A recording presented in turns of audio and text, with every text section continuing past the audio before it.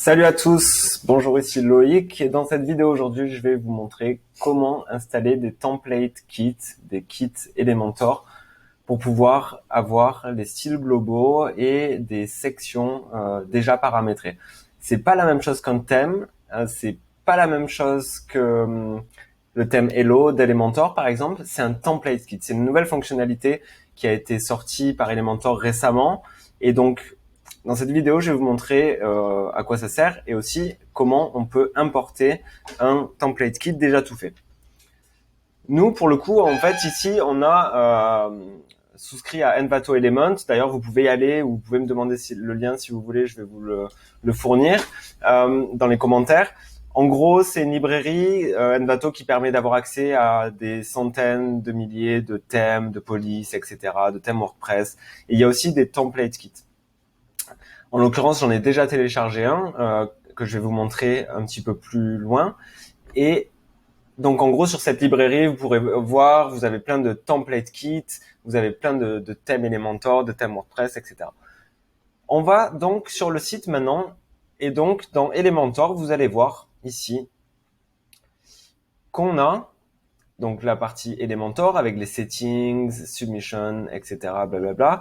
Et on a dans la partie template, Kit Library.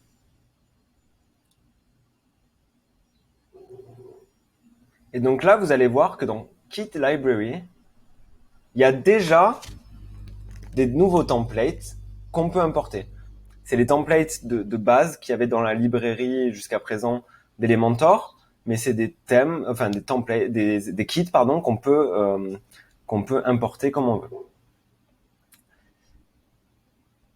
À quoi ça va correspondre un kit? En gros, si je vais sur la page d'accueil de mon site de test,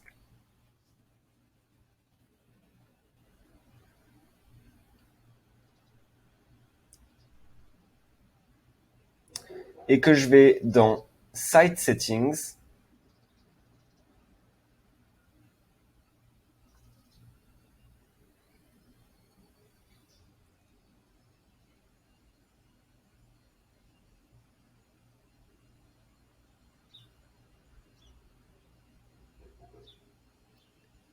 en gros, le kit, il va comprendre trois éléments, trois groupes d'éléments.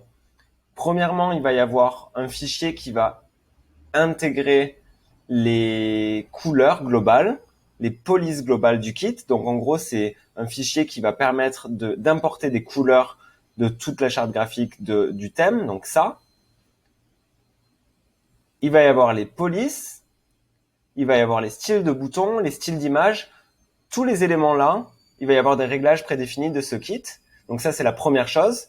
Et ensuite, il va y avoir des sections, donc qu'on peut utiliser un peu partout, et des pages toutes faites. Donc, dans les sections, il va y avoir aussi un header, un footer, et du coup, une fois que vous allez importer le kit, il suffira de mettre en place toutes les sections. Donc, c'est parti, on va importer un kit. Donc là, je vais dans ma librairie de kits,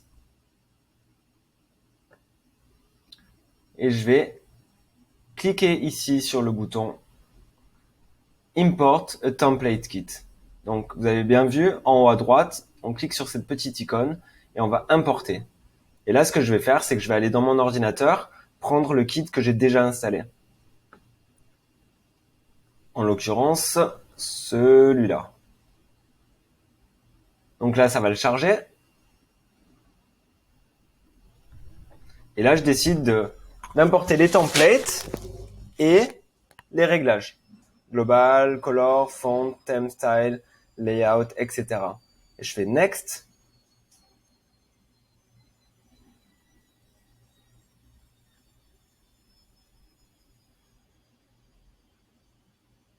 Et là, ça va me mettre en place mon kit. Et quand je vais retourner sur la page d'accueil,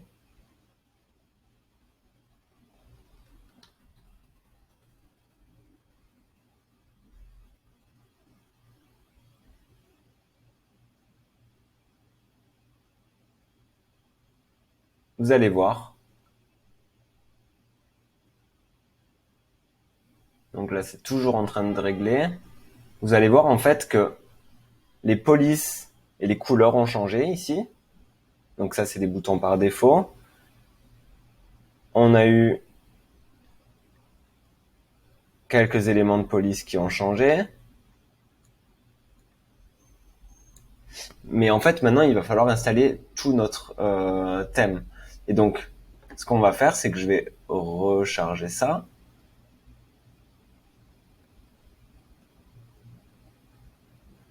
Voilà, donc là, ça vient de me dire, tout vient d'être importé, back to dashboard.